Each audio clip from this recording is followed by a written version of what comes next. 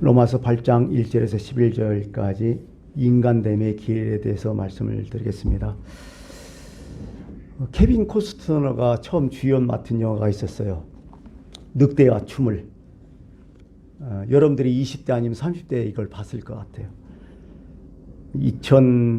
1991년도에 개봉했고 또 재개봉을 2021년도 작년에 했더라고요. 당시 아카데미 7개 부분을 수상한 영화 댄스 위드 울프, 이런 영화죠. 늑대와 춤을 여러분 많이 기억날 거예요. 백인 중이 존 돈바중이, 그 사람 이름이 늑대와 춤을이잖아요. 인디언들이 붙어진 이름 아니에요. 이 영화가 의미 있게 본 것은 보통 서부 영화 하면 백인들이 이제 인디언들을 몰아내는 영화, 인디언들은 악하고 백인들은 개척 정신이 있어갖고 그 인디언들을 추방했다, 이런 것으로 많이 미화됐지만은 정반대예요. 이건 인디언 입장에서 인디언들의 그런 고초와 어려움, 백인들의 악랄함, 백인들의 문제점, 이것을 아마 파헤친 영화가 아닐까 이렇게 생각합니다. 거기 보면 참 기억나는 이름들이 많았어요. 여러분들 아마 기억 좀 해보세요. 거기에 기억 남은 이름. 주먹 쥐고 일어서 알아요? 그 돈바중이의 그 여친이었죠. 또 있죠. 발로 차는 새, 머리에 부는 바람, 10마리 곰. 늑대 이름도 있어요. 하얀 양말. 늑대 보니까 거기 보니까 발에 하얀하잖아요. 그러니까 하얀 양발 이렇게 얘기를 해주고 있더라고요. 참 대자연도 기억나고 참 그런 것 같아요. 근데 영화 마지막 부분에 이런 대사가 있어요. 마지막 부분이에요. 가을 하늘에 붉은 노을이 막 져요. 근데 뭐 총으로 무장한 백인들이 막 몰려와요. 군인들이. 인디안 불악이 막 쳐들어온 거죠. 인디안들은 진짜 조상 대대로 거기서 살았어. 근데 백인들이 오니까 이들이 어떻게 해요? 총으로 막 공기가 오는데 뭐 창과 활, 칼로 이렇게 대적할 수 없고 수적으로 열세니까 이제 도망가는 수밖에 없죠. 더 깊숙한 산 속으로, 척박한 곳으로 도망가는 거죠. 마지막에 거기에 누가 있었냐면 돈바중이가 있었어요. 주먹쥐고 그래서 저기 늑대와 춤을에 돈바중이에게 추장이 이런 얘기를 해요. 추장 이름이 10마리 곰이잖아요. 부진장이 절친이었잖아요. 한마디 하는 게 뭐냐면 세상을 살아가는 데는 여러 가지 방법이 있습니다. 그 중에 가장 좋은 방법은 진정한 인간으로 살아가는 것입니다. 이 말을 마지막하고 떠나요. 누가 여기에 진정한 인간이에요? 백인이에요? 인디안들이에요? 참 이게 그 뉘앙스를 딱 주고 끝나요. 참 좋은 영화라고 생각했어요. 늘 우리는 그랬잖아요. 인간이 뭐냐? 인간답게 사는 게 뭐냐? 이 고민이 우리한테는 늘 있어요. 여러분 찾으셨어요? 이거 못 찾을 것 같아요. 이것은 죽을 때까지 이 고민하다 죽는 게 인간인 것 같아요. 참 쉽게 찾는 것도 아니고, 이거다 하면 또 다른 게 나오고, 이거다 아니면 또 아닌 것 같고, 이게 인간의 모습이거든요. 근데 이렇게 생각을 해요. 전방대로 역설적으로 인간답지 않은 것이 뭐냐? 인간이기를 포기하는 것이 뭐냐? 이게 더 많아요, 세상에. 그게 더 많이 보이고, 그러니까 어떻게 보면 야, 저건 인간도 아니다, 이런 얘기를 참 많이 하는 것 같아요.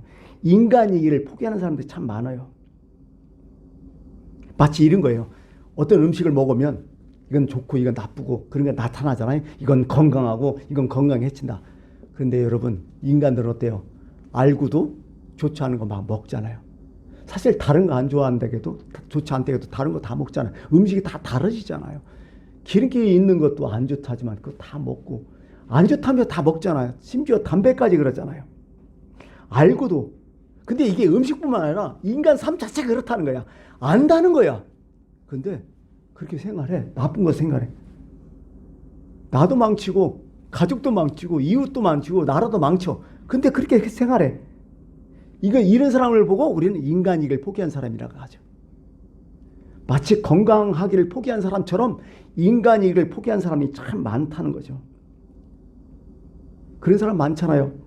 염치 없는 짓, 진짜 양심이 하나도 없는 인간들, 막대 먹은 행동도 온갖 비상식적인 행동들 지금 하고 있는 거 많잖아요. 근데 죄를 져도 죄를 일식하지 못해요. 왜? 그 사람이 그 삶 자체가 그러니까. 이 상식이 되니까 감각이 묻어진 거야.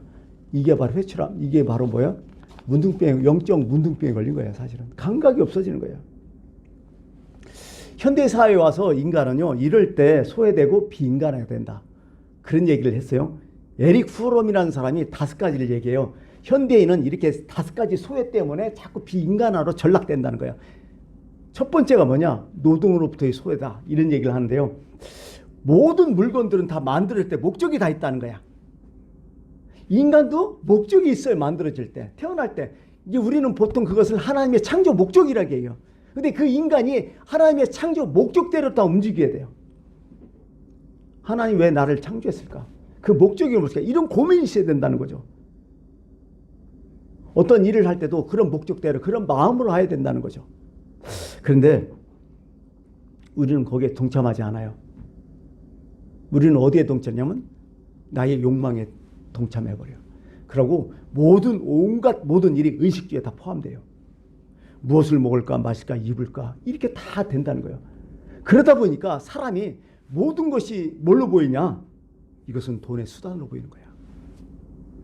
인간 고유의 명사가 없어지고 사람을 딱 볼 때 그 사람의 능력을 보면 인간의 돈벌이 수단, 그걸로만 보여지는 거야. 이럴 때, 거기에 끼집을 때 인간은 소외되고 자꾸 비인간화가 된다는 거죠. 그래서 더 잘 살았었어. 이제는 뭐 어떤 문제일까요? 더 잘 살기 위해서 노력한다는 거야. 끝도 없다는 거야. 인간은 자꾸 소외돼요. 빈격화돼 버려요. 근데 사람은 더욱더 가지려고 하고, 이런 모습, 이런데 인간이 아닌 모습이 나타난다는 거죠. 두 번째는 생산과 소비의 과정에서의 소외라는데 이런 거예요. 자, 이제 이제 서울에서 아파트 공사가 막 열심히 찍었는데요. 열심히 거기서 일하는 노동자들이 있을 거 아니에요. 서울 아파트는 보통 10억이잖아요. 열심히 노력하고 평생 했는데 자기 아파트는 없는 거야. 내가 만들었는데 내 아파트는 없는, 이런 소외감이 있어요. 늘. 이런 거 많이 느끼셨을 것 같아요. 옛날 어머니들 보면요, 열심히 막 가족들에서 음식 막 만들어 놓잖아요. 그리고 가족들끼리 막 맛있게 먹고 손님은 잘 대접하고. 근데 정작 어머니 어디서 먹어요? 부엌에서 누룽지 한 술 하고 말잖아. 이런 모습이 자꾸 되면 인간은 자꾸 소외하는 거야. 나는 못 나는 거야. 산업이 발달되고 서비스 산업이 막 발달되니까 요즘 많이 나타나는 게 감정 노동자, 서비스업. 다른 사람들은 엄청 친절하고 엄청 잘해주는데 정작 자기는 아무것도 없어. 오히려 스트레스요. 이렇게 될 때는 인간이 자꾸 소외되면 빈기가 자꾸 된다는 거야. 이게 현대인의 모습이라는 거죠. 세 번째는 공동체부터의 소외라는 거예요. 인간이 뭘까요? 인간을 한자로 보면 사회간자 쓰잖아. 사람자. 사람과 사회. 어차피 인간은 공동체로 살 수밖에 없다는 거야. 태어날 때부터 가족이라는 구성으로 태어나잖아요. 학교도, 직장도, 모든 게 다 그렇다는 거야. 이게 정상이라는 거야. 인간끼리 사는 게 정상이라. 근데 그렇게 살다 보면 그 공동체에서 그 공동체를 자랑스러워하고 내가 포함됐다는 거, 소속감을 뿌듯하게 느껴야 되는데 여기서 뛰쳐나오는 그런 사회가 많다는 거야. 사람들이 많다는 거야. 가정을 예로 들면 남편인데 가정이 싫은 거야. 애들도 그렇고 아내도 그렇고 또 아내도 그렇고, 어떤 공동체에 갔는데 거기에 들어가면 즐거워야 되는데, 만나면 기뻐해야 되는데 거기가 가기 싫은 거야. 이런 게 많아진다는 거예요, 현대사회는. 그러다 보니까 자기만 소외되고 자꾸 비인간화가 된다, 이런 얘기를 하고, 마지막에 네 번째는 이웃으로부터 소외라는 거죠. 만나면 즐거워야 되는데 자꾸 회피하고 싶은 사람이 더 많아져. 피하고 싶은 사람이 더 많아져요. 이런 거 많잖아요. 자꾸 이런 일이 많아져요. 만남이 좋아야 될 텐데 자꾸 만남이 싫어지고 자꾸 회피해야 된다는 거예요. 교회에 이제 있어 보면 사람들이 찾아오는데 참 반가운 스님들 많이 오는지만은 간혹가다 이제 아주 만나기 싫은 사람 많이 와요. 어떤 사람일까요? 술 잔뜩 먹고 돈 좀 달라는 거예요. 대부분 또 이런 또 사람이 있죠. 뭐 물건을 잔뜩 싸다 오고 진짜 형편없는 물건이야 내가 봐도. 근데 막 폭리를 취하는 거야. 이거 얼마다 우리 장애인이라고 하면서. 근데 뒤에는 뭐야? 다른 놈들이 다 있어. 이런 사람들도 또 찾아오고 또 뭐 차비 없다고 또 찾아오고 뭐 이런 게 자꾸 당하면요. 아 싫어. 정말 인간인지 나도 인간이야. 짜증나 때려는. 자꾸 이런 일. 그러니까 사람을 자꾸 의심하게 되고 안 좋게 봐주고 반갑지 않고 안 왔으면 좋겠고 이렇게 되면 내 스스로도 자꾸 비관이 된다는 거죠. 어쩌다가 우리는 이렇게 사람을 사람으로 대하지 못하고 목적으로 대하지 못하고 자꾸 수단으로 대하는 거야. 자꾸 저 사람한테 내가 얼마 얻을까? 저기 할 수 없을까? 이게 또 부모를 그렇게 수단으로 대하는 이런 사회에서는 진짜 인간이 비인격 같다는 거예요. 얼마나 요즘 자녀들이 부모를 부모답게 대하지 못하고 수단으로 대하는 그 자녀들이 얼마나 또 많이 있어요. 이게 괴로운 거야. 그래서 사람이 자꾸 인격화가 비인격화가 된다는 거죠. 마지막으로 자신으로부터 소외가 된다는 거야. 사람은요. 가정, 직장, 사회다 보니까 내가 없어졌어. 무슨 뜻이냐? 내가 내 감정 마음대로 못해요. 표출 못해요. 다른 사람이 원하는 감정을 내가 해야 돼. 다른 사람이 원하는 요구를 내가 하며 살아야 돼. 그러다 보니까 내가 없어져요. 내가 나를 못 사는 거야. 주체성이 상실돼요. 다른 사람이 설정해 놓은 나, 그것 때문에 내가 살아간다는 거죠. 이런 삶이 온전하겠습니까?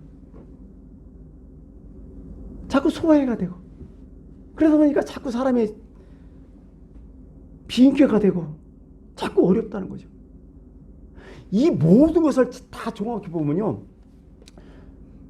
현대에 갈수록 사람들이 사는 모습이 인간답지 않고 인간 아니길 포기한 사람들이 참 많아진다는 거예요. 참 심각하다는 얘기죠. 행복이 없어지는 거예요.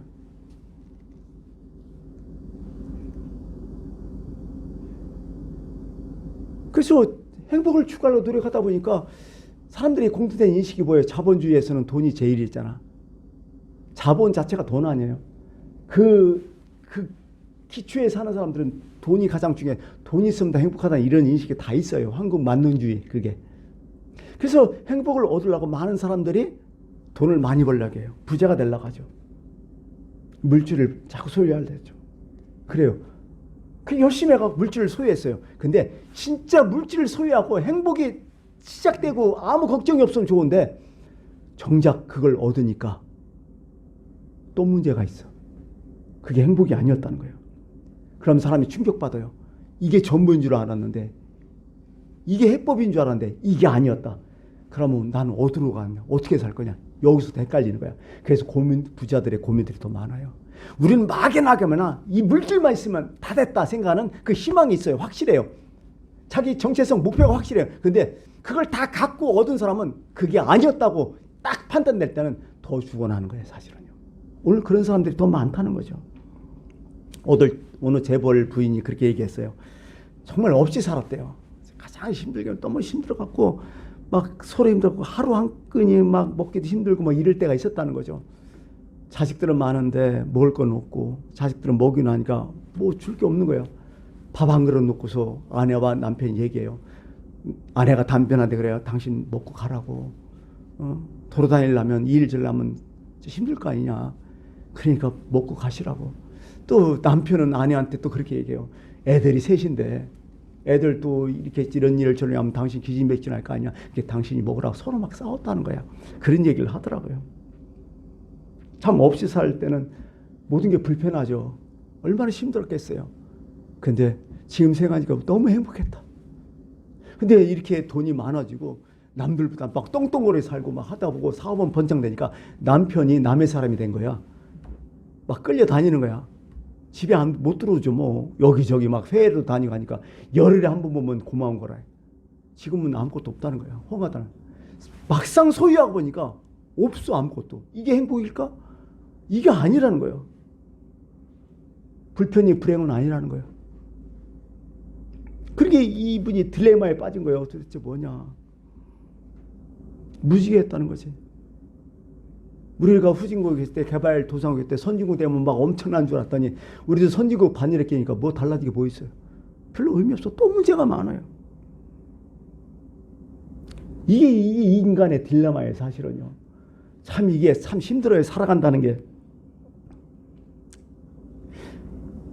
왜 인간이 이렇게 됐을까? 그럼 인간을 인간답게 만들려면 뭘까? 그래서 나누는 게 뭐예요? 일반 사회에서는 교육 아니에요. 공부 많이 했다고. 생각해 보세요. 공부 많이 한 사람 우리나라 지금 다 망치고 있잖아요. 공부 많이 했다고 도덕적으로 훌륭해요? 아무 상관없어요, 공부하고는. 가진 것하고도 아무 상관없어. 거기다 의미 부여하지 말아요, 제발. 요즘 정치가들의 언행 때문에 얼마나 우리 스트레스 받아요, 힘든데. 이건 완전 쓰레기 아니야, 이건. 교육계, 경제계도 그렇죠. 요즘 종교계도 진짜 힘들어요. 우리 이런 사회에 지금 살고 있잖아요.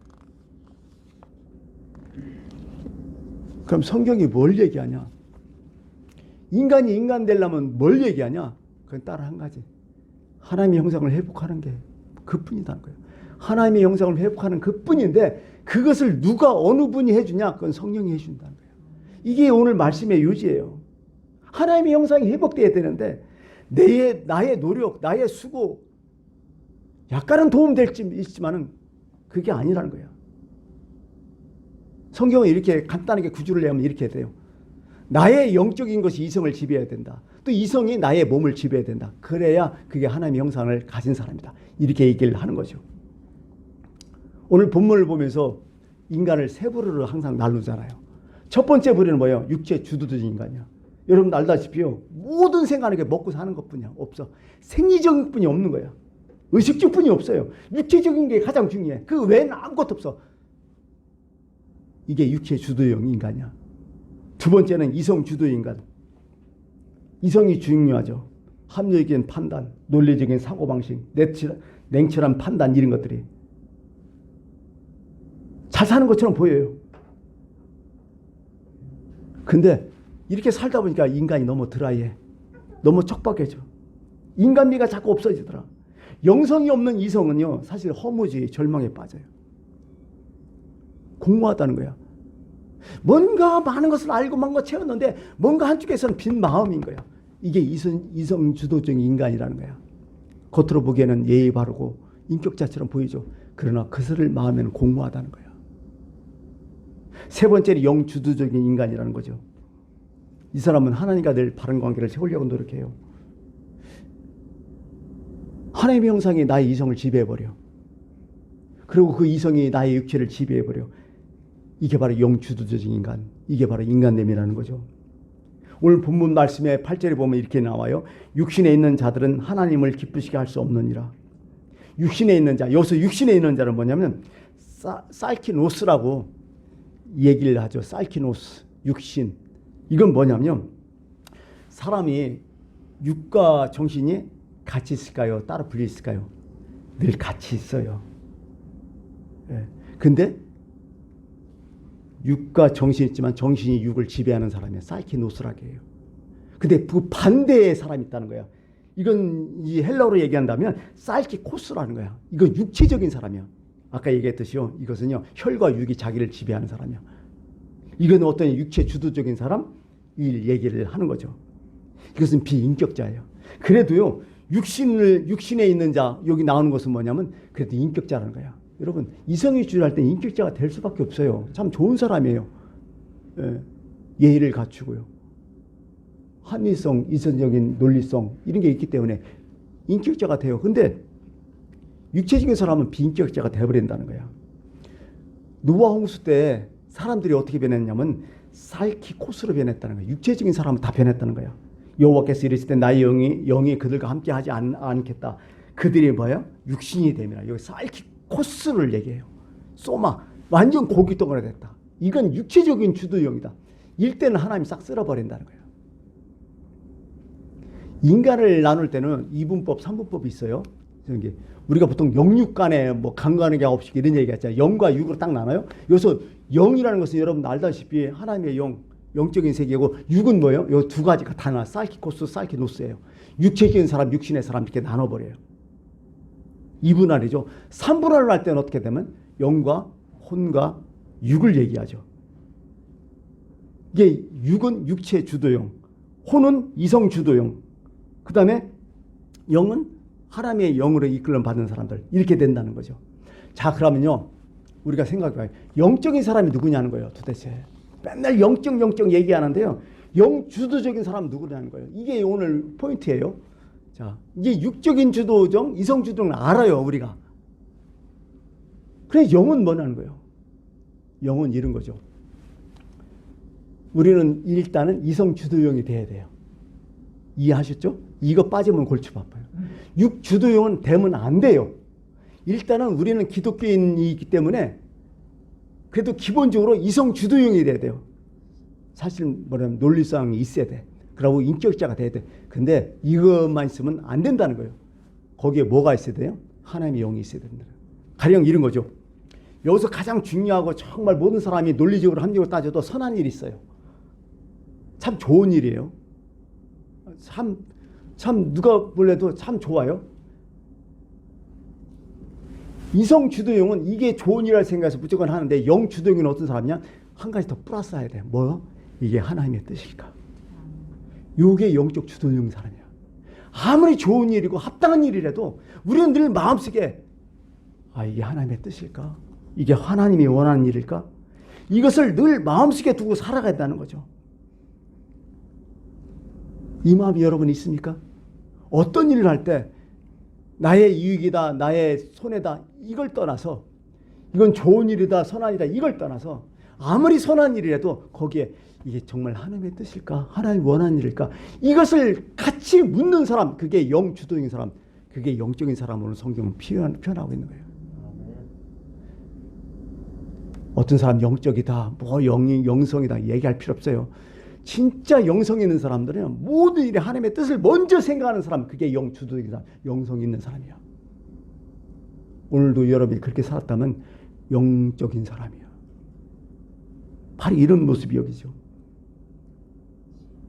이게 하나님의 뜻이 최우선인 거야. 아무리 합리적이고 논리적이라 해도 하나님의 뜻에 입에된다면 그건 못하는 거야. 그래서 세상에서 이렇게, 그래서 풍파가 많은 거예요.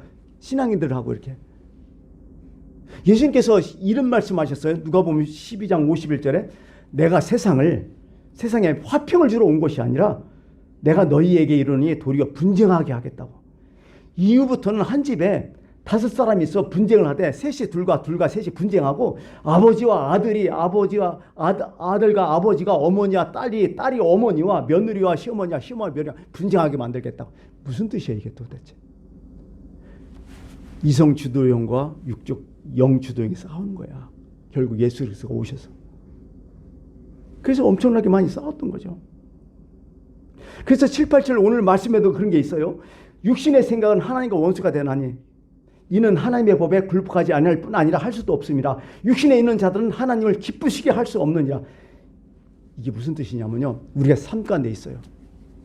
진짜 이성주도형인 사람들은 훌륭한 사람들 많아요. 엄청나게 봉사도 많이 하고, 그죠? 남 배려도 잘하고, 이렇게 여러 가지 많이 하는데요. 신앙생활 안 해요, 그분들.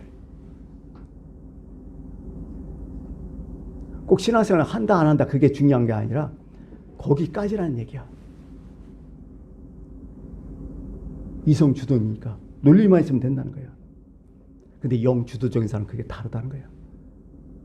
때로는 하나님의 뜻에 위배되는 게 있잖아요. 아무리 선한 일이라도 문제되는 게 있어요. 내 마음속에 알아요. 성령이 인도하셔요.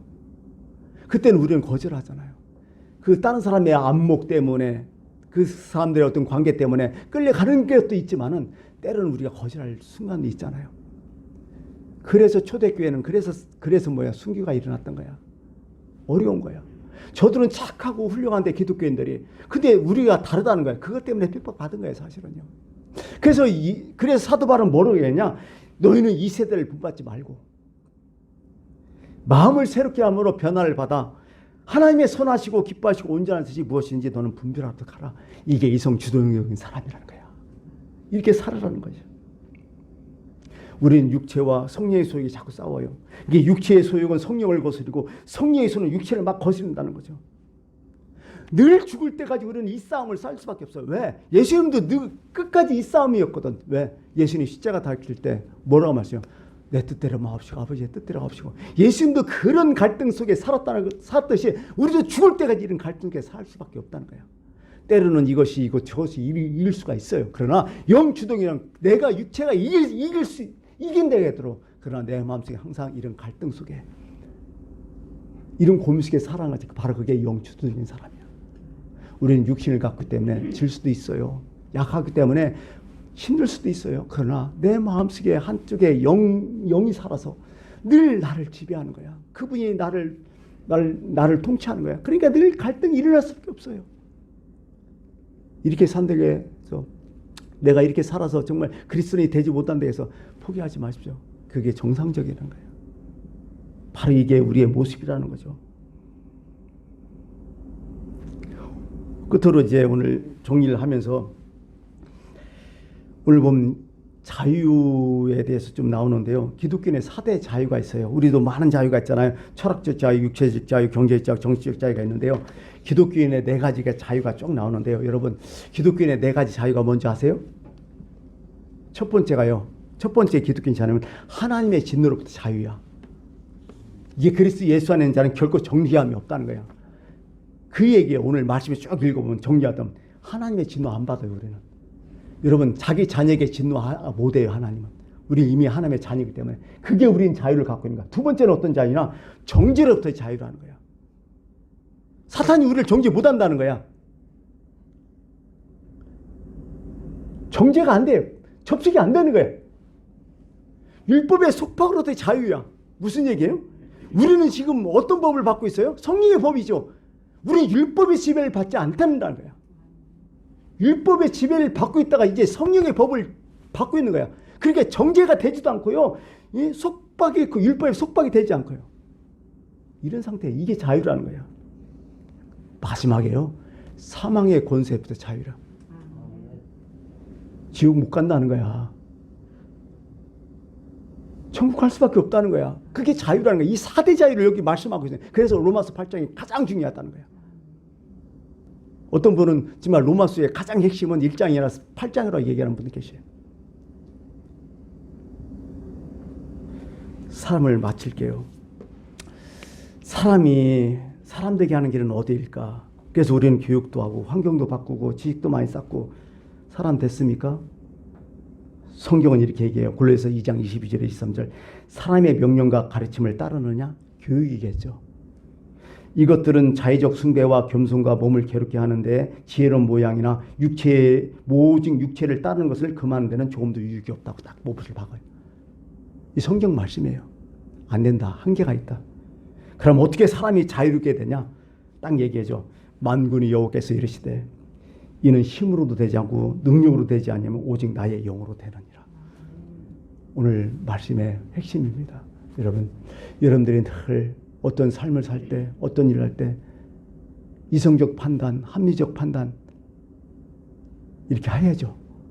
그리고 그 위에 플러스 알파 뭐예요? 하나님의 뜻을 먼저 생각하십시오. 하나님 기뻐하신 걸 먼저 생각하십시오. 그게 영적인 사람이고 영수주적인 사람이 될 것입니다. 그런 삶 가운데 우리는 온전한 인간이 될 수 있을 것입니다. 기도하겠습니다.